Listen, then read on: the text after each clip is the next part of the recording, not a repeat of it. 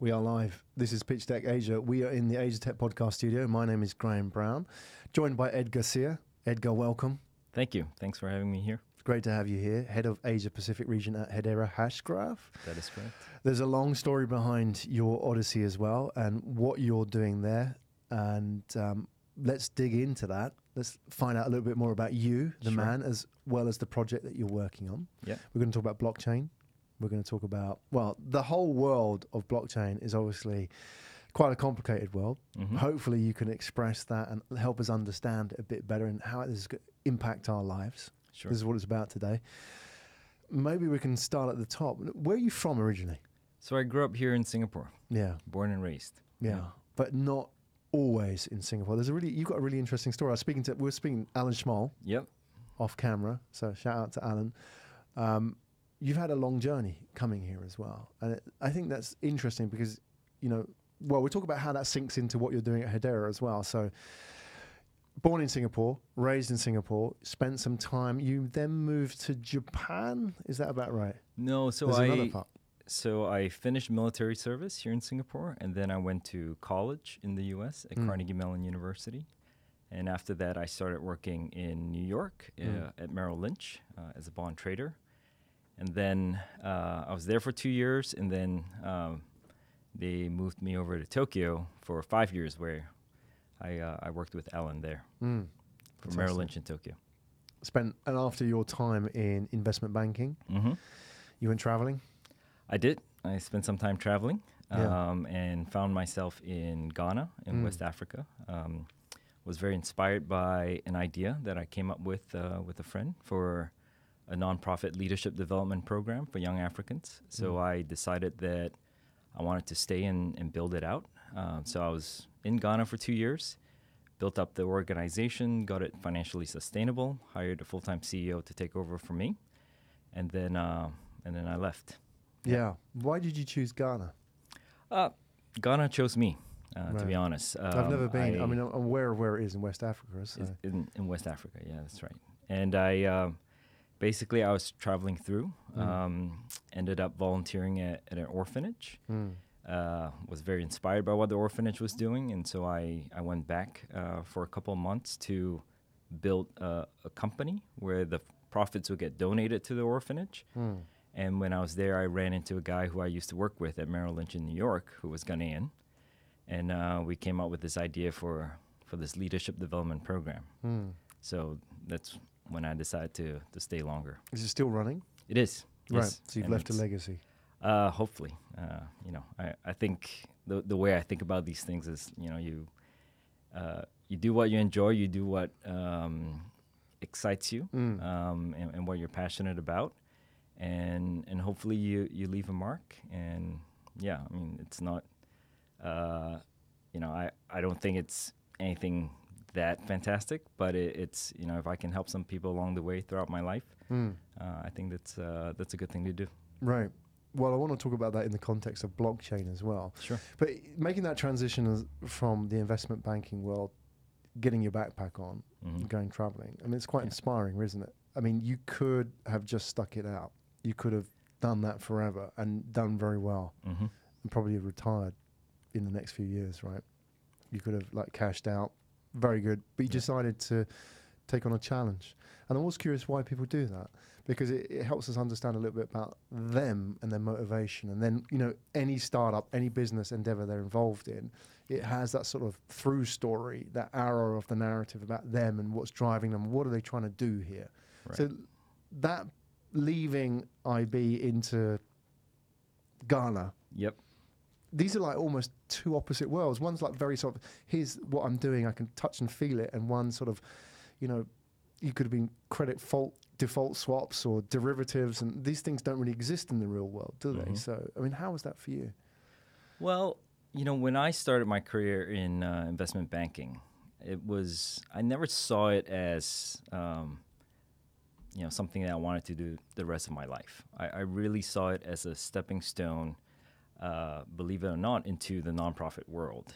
So when I was graduating from college, and I had spent a lot of time traveling when I was in college and a lot of time in developing countries. So out of that experience, I was very inspired to want to do something at some point in my life to give back and create opportunities for people that weren't born with the opportunities that I was born with, right? I think it's quite, when you grow up in Singapore, and you spend time in the U.S., it's you don't really get to see what reality is in many parts of the world. And when you travel, and certainly for me, when I traveled, I realized, a lot of the world doesn't live with the opportunities and the environment that I grew up with. And I really felt a responsibility at some point in my life to create opportunities for other people. And so really getting into an investment bank, and some people may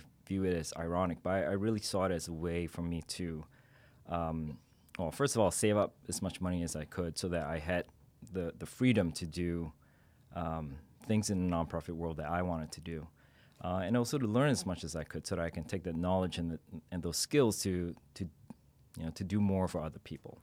And so I always saw investment banking as a stepping stone into something else. And and when I left, it just felt like it was the right time for me to do something else. I learned as much as I could, and I took as much out of the experience as I wanted to. And I took that experience and that skill set and to do something that I was more passionate about, that created more value for other people. Excellent. It's good. I think it's inspiring as well. And now blockchain comes knocking. Let's talk about that, because on the face of it, and you're going to put me wrong, hopefully, these are completely different worlds. You're working in Ghana where, without being disrespectful, the technology is going to be pretty behind there, right? Mm-hmm. And now you're in the thick of it in blockchain. So before we talk about the transition, I'm just going to flash up the first sort of intro to your pitch deck so we can kind of understand what we're talking about. Is, you're talking about concepts which to your average Ghanaian, they may think this is not relevant, right? Right. So first of all, talk about Hedera Hashgraph and what it is, and then also maybe we can talk about the transition, how that made sense to you, having that sort of legacy and having also left behind a world which is very much about instruments and the stuff that you can't touch in the real world, and sort of, in a way, technology of the financial world. Mm-hmm. So Hedera Hashgraph, for those that don't know, what's it about? Sure. Well, it starts with the Hashgraph consensus algorithm. So Dr. Lehman Baird, our chief scientist and co-founder of Hedera Hashgraph, in 2012 started working on this problem. And by this problem, I mean distributed consensus at scale. So if you look at what Satoshi Nakamoto had built with Bitcoin blockchain, or proof of work blockchain was his innovation. He had created something that had never existed before. He had created a way for people to transact, but people that didn't know each other, may not necessarily trust each other, to transact with each other without the need for a centralized third party. But there were many limitations with what he had created with proof of work blockchain. And just to be clear, it was a fantastic innovation at that point. But there were flaws that came along with it. Some of the flaws include the fact that it's very slow. You're talking about 5 transactions per second, and it will take at a minimum 1 hour to confirm a transaction. And it also requires a lot of energy to validate those transactions. I think Bitcoin now consumes up to 1% of the world's energy consumption, which really is Is that true? An enormous number. Yeah, that's right. Right.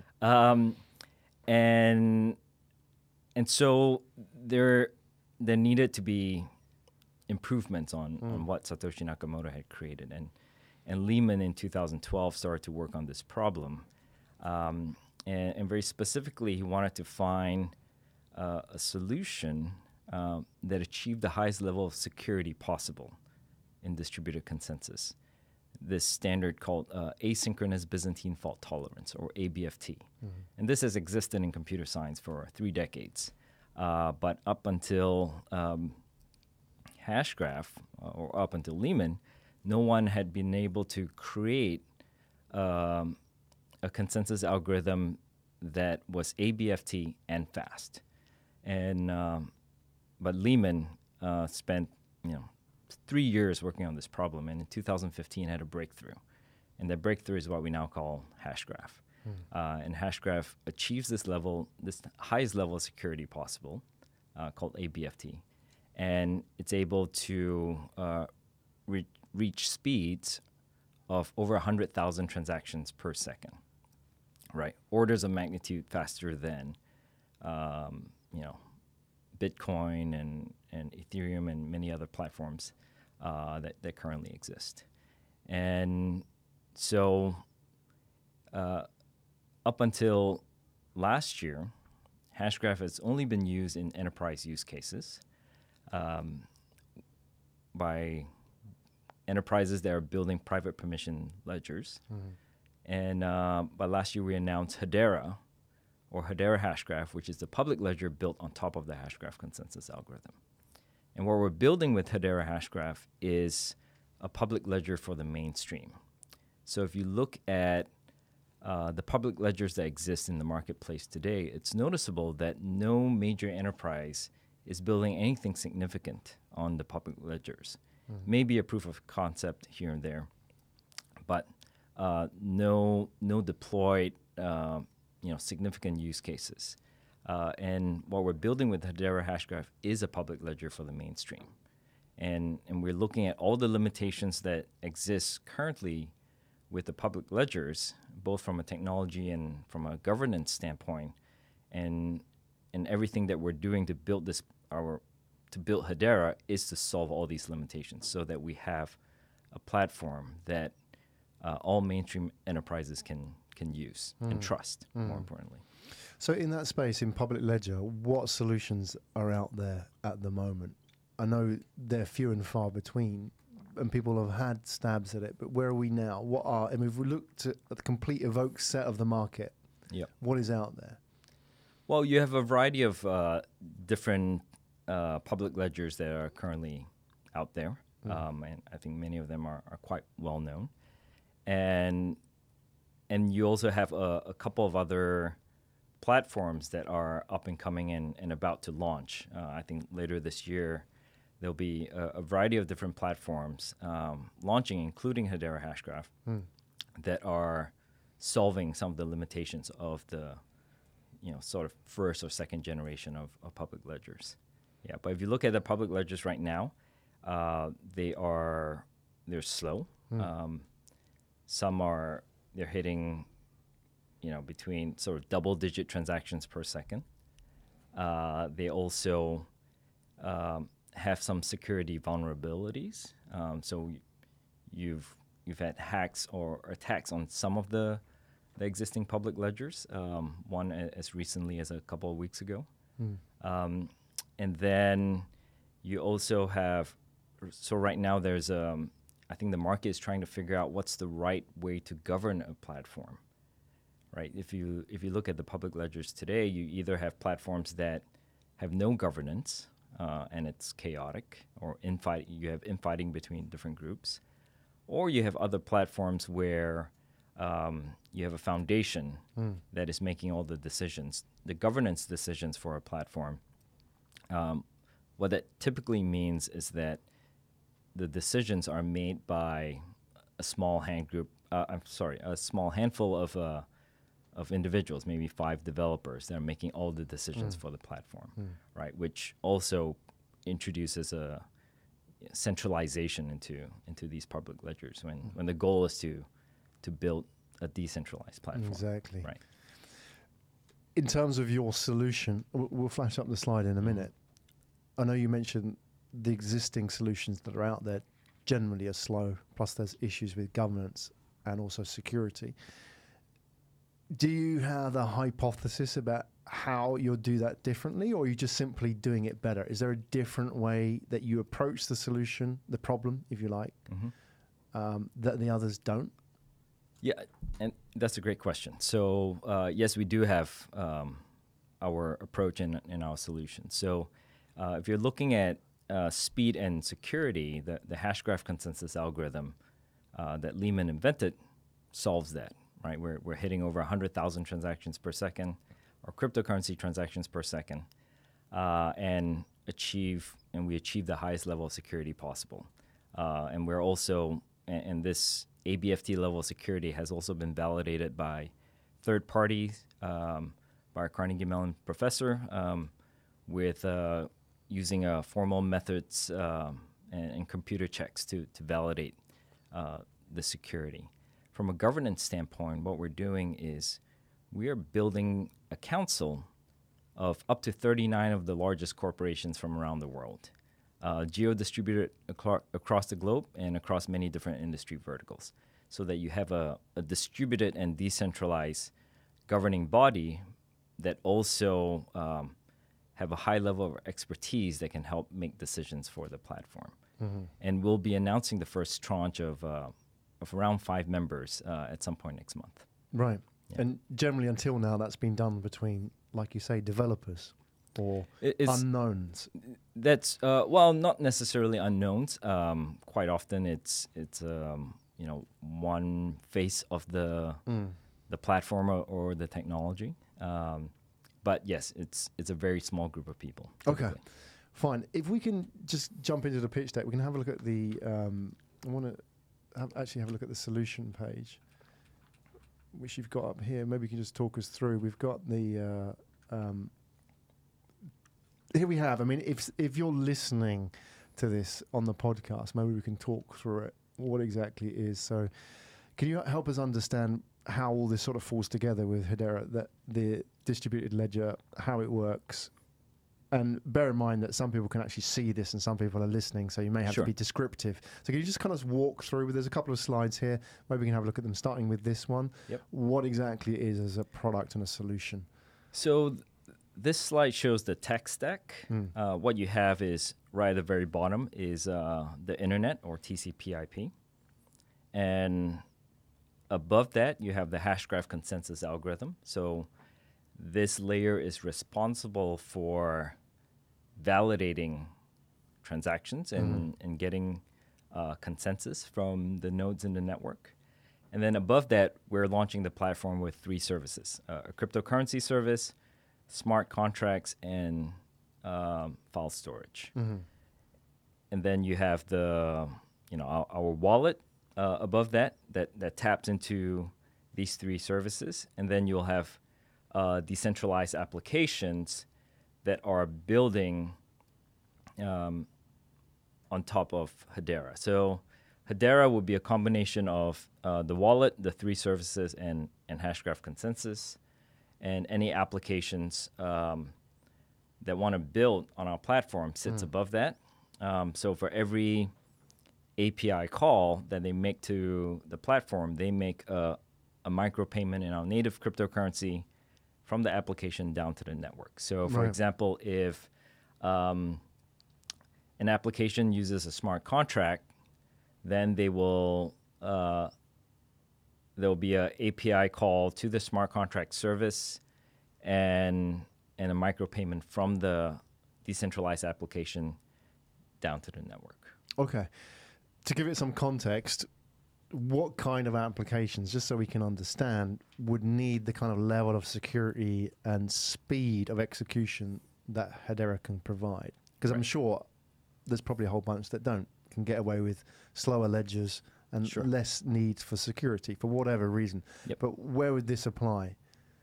Well, I'll put it to you this way. The truth is, really all applications would, they require this. So even if an application doesn't require high transaction throughput, if there's another application on the network that has high transaction throughput, they are sapping or sucking up the resources of the network. So,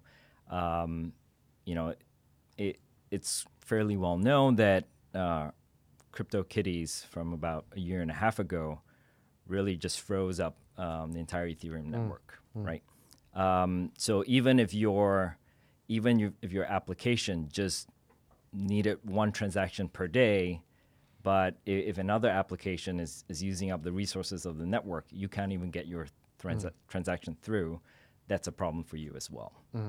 So all applications do need to be building on a platform with high TPS, right?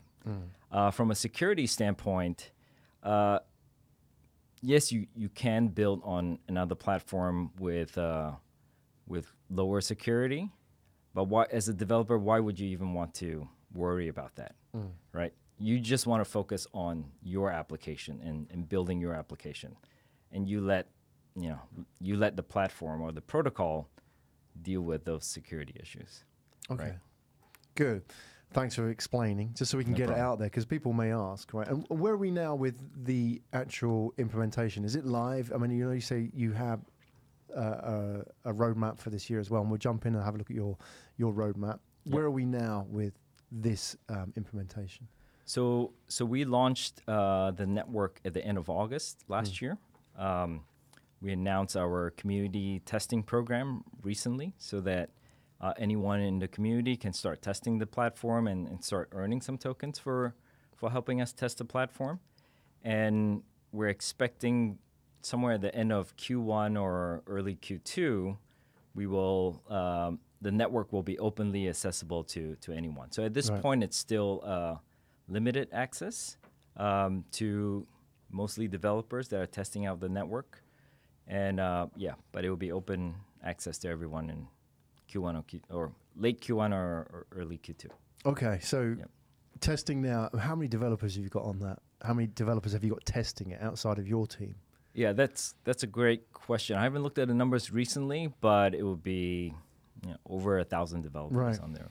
Yeah, that's a formidable task to manage that as well. So yeah, I mean, obviously that's a big part of what you do, that community outreach as well. Yep. Let's have a look at you do have a couple of slides in here about the journey. I think it's quite interesting. If we can just sort of jump back here. Okay, we're talking about the partners and investors and so on. The milestone map. So you've explained a little bit already, Edgar. We've sort of done phase 1. Phase 2 ran into the end of last year. Are we in phase 3 now? Which is, I mean, it's a little bit, my eyesight's failing me as I get older. I can't sort of see that far. But this is the public launch, right? Which we're discussing. Is that right? That is correct. So we are right at the end of phase 2 and the beginning of phase 3. Right. Okay. Where we are. So next month we are running the first Hedera annual assembly in Seoul, where we will be making major announcements, including the announcement of the first tranche of council members. This will be the first time we're making it known publicly who the council members are. And these are some of the largest corporations from around the world. Is there a reason for choosing Seoul as well? I mean, I'm always curious about, and a lot of people are interested in Asia generally when it comes to blockchain. Yep. And the interesting thing about Asia is Asia moves at many different speeds in blockchain. Yep. There's a fast-moving Asia and there's a very slow-moving Asia. That's correct. Yeah. Where are we with Seoul? What's the general consensus there? Seoul is very much the fast-moving part of Asia is, for blockchain or DLT technology. I think there's been wide adoption of the technology, and there's a lot of interest there for the technology and for applications to be built on this technology. And that's, Asia's a big focus for our organization, and Korea is one place that, we expect to continue to commit more and more resources to. And you're based here in Singapore? I am based here in Singapore. Is the Asian operation based here in Singapore? I know you're the head of the Asian operation, but is your team here as well? Yeah, so we have 6 of us in the APAC region, 4 of us here in Singapore, and then 1 in Japan, 1 in Korea. But we certainly expect to continue to grow the team over time. Yeah. And how are you looking forward? Obviously, this is a question that comes up from time to time with China. You know, where does it fit into the plan? Because we can't talk about Asia without talking about China. Yet in the crypto and blockchain space, it's a different story. So what are your thoughts on that long term? Will this be something that works there long term? Or do we have to, you know, are there certain hoops we have to jump through before we get there in China? You know, that is a great question. If you look at China, they have been, you know, there have been quite strict regulations that have been put out. So they've banned cryptocurrency exchanges from being registered in China, and there've been certainly limitations on what you can do there. But at the same time, if you spend time in China, there's a lot of interest for the technology, right? So I think that regulations are still unclear, and until there's more clarity around those regulations, I can't really give you a great answer at the moment. But you're absolutely right. It's an important country, and it's something that, you know, we'll continue to pay very close attention to. Okay. But for now, you're based here in Singapore. That's right. We do have a slide. I'm curious about your team as well on the pitch deck. We can have a look at that. I'm always curious about the kind of people involved. And can you tell us, I mean, you've also, you've given us a little bit of a background to the founding origin of Hashgraph and so on. So tell us a little bit, for those that don't know, where the company is actually headquartered and what kind of people are involved in it. Sure. No, that's a great question. I think very important part of our story. So the company is a U.S.-based company. Our co-founders are in Dallas. They've been in Texas for a big part of their lives. And you have parts of the executive team in New York City and in San Francisco. But we are a fairly distributed team around the globe. But I think one of the important parts of the story around Hedera Hashgraph is really the relationship between our two co-founders. So Dr. Lehman Baird is our chief scientist and co-founder, and then our CEO is Mance Harmon. So Mance and Lehman met 26 years ago as in the Air Force in the U.S. They were working for the senior scientist for machine intelligence, essentially what we now call artificial intelligence. And they both went on to do their graduate degrees. Lehman noticeably went to do his PhD in computer science from Carnegie Mellon and completed his PhD in what we believe to be the shortest period of time ever in the history of Carnegie Mellon, in 2 years and 9 months. And they both ended up teaching at the Air Force Academy, computer science professors, and then left the military to become entrepreneurs. Started one company in identity, sold that to a Fortune 500. Started another company also in the identity space and sold that to a private equity firm.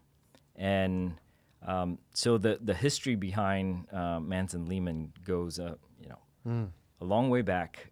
They've experienced a lot of different things together and launched and sold 2 prior companies before starting Hedera Hashgraph. So there's really a deep friendship and collaboration between the two of them. Yeah, it's a good history. When they pitched you on this business, you must have had a lot of options on the table. So tell us a little bit about that. What was it that got you? Because, you know, there are thousands of blockchain ideas that are out there to change the world at the moment. Right. And each one is radical in its own world. What worked for you? What sort of spoke to you? Right. So they didn't pitch me. I basically, so I've been an investor and advisor to early stage tech companies since 2012. And I've been looking very closely at the blockchain space for the last 3 years or so. I was always very excited about the potential of blockchain, but also saw a lot of limitations with the blockchain technologies from a couple of years ago. And when I was introduced to the Hashgraph technical white paper, this was June of 2017, I was just blown away by what Lehman had invented. He has solved the problem of distributed consensus at scale. And I got to meet Mans and Lehman. Very impressed with them, not just as entrepreneurs, but also as human beings. And I decided that I wanted to be part of their journey. So the relationship really grew very organically. It wasn't something that they pitched me or I pitched them. They had a need for someone to help them build up their Asia presence. I had the right background. So it was a very natural fit, and quite honestly, if it wasn't Hedera Hashgraph, I probably would just not be working for another company in this space. Yeah. So you discovered the white paper, started a dialogue with these guys. Yep. Obviously, that grew. A relationship grew out of that. That's right. And then now you're working in the team. Mm-hmm. Well, that's pretty good. I mean, what a way to go. I mean, something that you believe in as well. What was the challenge then coming in and heading up the Asia Pacific region? Because, I mean, it's a vast region starting off the bat. And we talked about the different speeds and so on. Why did you take on this challenge? Because it can't be an easy one. And what is it particularly about this challenge that interests you? Yeah, I mean, look, any startup is never easy, and as I'm sure you know very well. But I think, look, I see everything as every challenge as an opportunity. I mean, the challenges that we face in this region are that there's a lot to do, and in different languages, right? And so the challenge is really figuring out, okay, what are your priorities? What are you going to focus on first, and then what are some of the things that you can push back till later down the line, right? And so as we continue to build up the team, we've really let the market dictate, in which direction we're going to grow or what we focus on first. And it, as you spend time around the region and talking to people, it becomes quite obvious which are the areas, which are the areas that you need to dedicate more resources to and when. So with that, how has it been growing the team here in Asia? Because every startup founder that comes and sits in that chair and tells the story and the journey of their startup, the number one challenge they have is not raising money, but finding good people. Yeah. Because it's easier if you were based in the Valley, where every next person's an entrepreneur. Right. However, here in Asia, there's still this idea of safe jobs. And even if somebody may have technical skills, they may want a safe job for those technical skills rather than a startup or even like an area which may be a bit risky. They need to be able to go back to their family and say, look, I'm working for an investment bank, for example, right? Right. Blockchain, the relatives aren't going to understand that, right? So we're facing this sort of like pressure here in Asia that in these sort of highly innovative and entrepreneurial areas that it's harder to attract talent, right? Right. Because we're competing with the banks and the law firms and the doctors and accountants and so on. Right. But in the Valley, it's a lot easier because they're less cool, right? How has it been growing the team here in Asia? And what kind of people have you found that you thought, these are the people we really need at Hedera, right? Right. Yeah. The truth is, I've been involved in quite a few startups now as both an investor, advisor, or as an entrepreneur. And we obviously have a lot of work to do, but quite honestly, it's been one of the few startups I've seen where we've been able to, because of the work and that Lehman has put into this and the innovation of his technology, it's actually been a lot easier than many other startups I've been involved with, because and our marketing team has done a great job getting the word out there as well.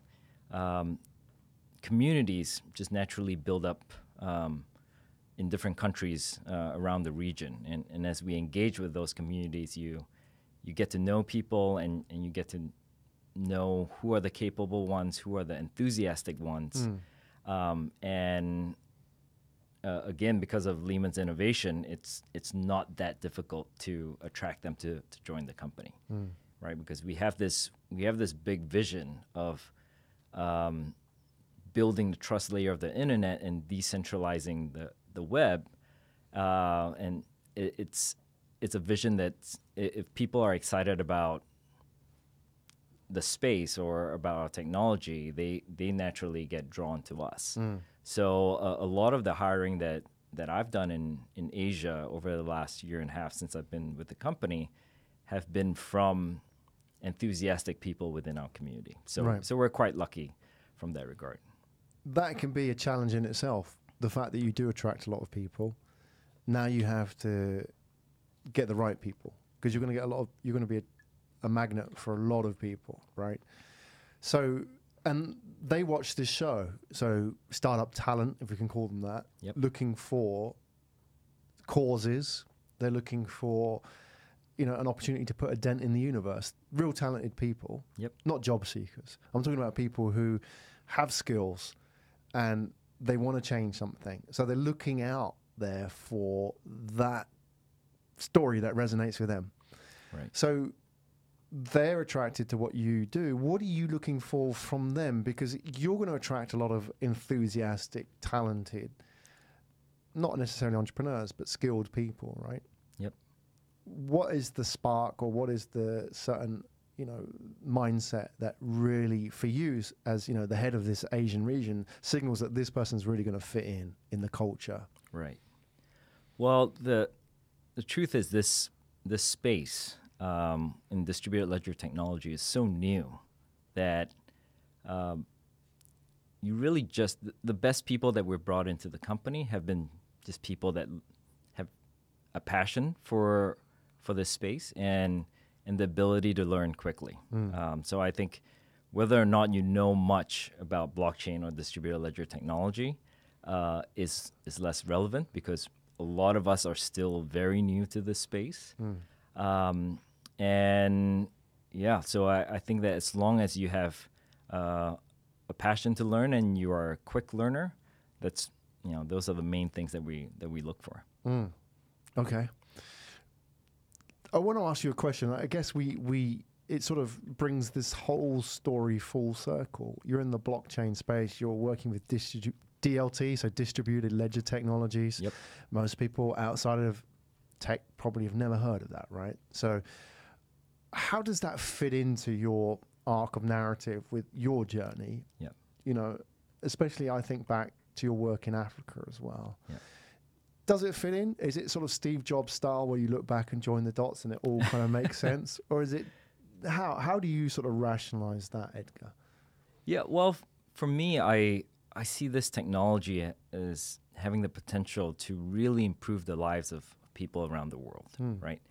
And so, and that's evident from some of the use cases that are, and applications that are being built on our platform today, right? You have a pharmaceutical company that is using Hedera to track their supply chain, for example, and that's I think one of the best use cases you can have with this technology, where you're preventing fake drugs from entering into different countries.